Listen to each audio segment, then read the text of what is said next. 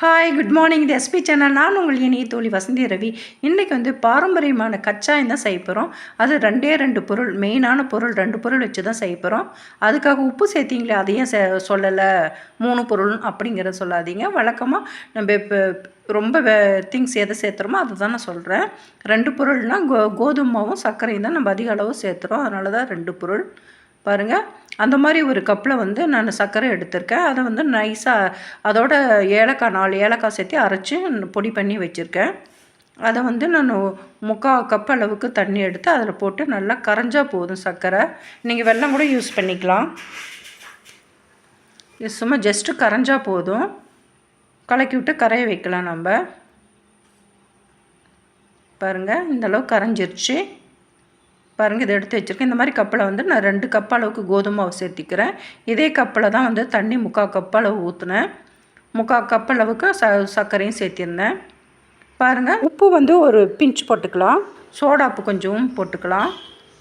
போட்டு நல்லா நம்ம ஒரு விஸ்கை வச்சு நல்லா கலந்து விட்டுக்கலாம். கொஞ்சம் தண்ணி கம்மியாக தான் இருக்கும். நம்ம இன்னும் கொஞ்சம் தண்ணி சேர்த்தி இட்லி மாவு பதத்துக்கு நம்ம கரைச்சிக்கணும். விஸ்கு வச்சு கரைக்கும் போது நம்மளுக்கு எந்த ஒரு கட்டிகள் இல்லாத நல்லா வரும்.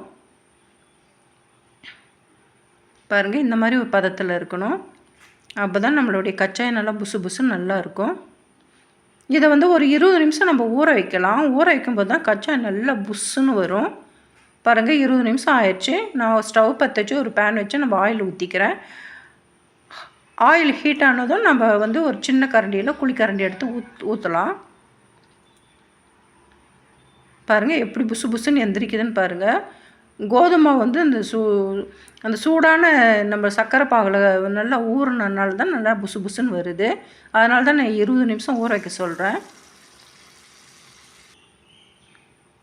பாருங்கள், எப்படி நல்லா உப்பி வருதுன்னு பாருங்கள்.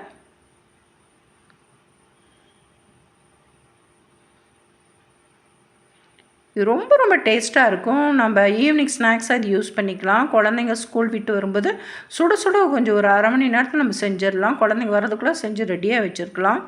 ஒரு ஹெல்த்தியான ஒரு டிஷ் கூட இது. அதிக பொருளும் ஒன்றும் தேவையில்லை. மெயினான பொருள்னு பார்த்தா நம்ம சர்க்கரையும் கோதுமை மாவும் தான். மற்றபடி ஏலக்காய் ஒரு 3 ஏலக்காய் போடுறோம்.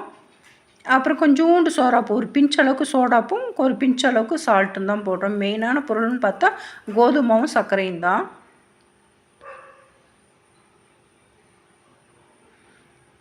வாசனைக்காக தான் நம்ம ஏலக்காய் சேர்த்துறோம்.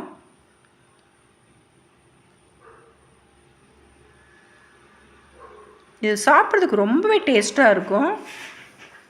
இது பிகினர்ஸ் கூட சீக்கிரமாக செஞ்சு பழகிடலாம். அவ்வளோ ஈஸியான ஒரு டிஷ் இது. ரொம்ப ரிஸ்க் எடுக்க வேண்டிய தேவையே இல்லை. சட்டுன்னு கொஞ்ச நேரத்தில் செஞ்சிடலாம். பாருங்கள், எப்படி உப்பி வருதுன்னு பாருங்கள்.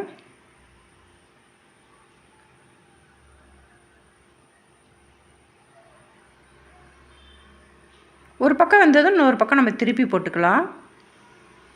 இது சூப்பராக வரும். நம்ம எந்த ரிஸ்க் எடுக்க வேண்டியதில்லை. பாருங்கள், நல்லா புசு புசுன்னு வந்திருக்கு. பார்க்கும்போது அவ்வளோ நல்லாயிருக்கும். நான் அதிக எண்ணெயும் ஊற்றலை, கம்மியான எண்ணெய் தான் ஊற்றிருக்கேன். பாருங்கள், 2 கப் அளவுக்கு கோதுமை மாவு சேர்த்துனேன். எனக்கு எவ்வளோ கச்சாயம் வந்திருக்குன்னு பாருங்கள்.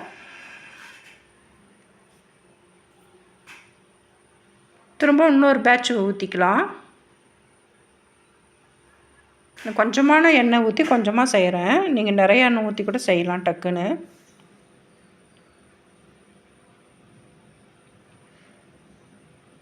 பாருங்கள், இந்த மாதிரி கரண்டியில் ஆயிலில் தள்ளி தள்ளி விட்டோம்னா நல்லா புசு புசுன்னு வந்துடும்.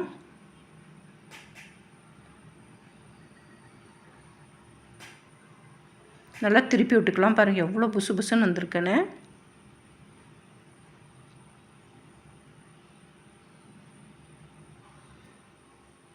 ஒரு சைடு வந்தது, இன்னொரு சைடு நம்ம எடுத்துக்கலாம். நல்லா பாருங்கள், கோல்டன் கலரில் வந்துருச்சு. இதே மாதிரி எல்லா இதையும் நம்ம சுட்டு எடுத்துக்கலாம். ரொம்ப டேஸ்ட்டாக இருக்கும்.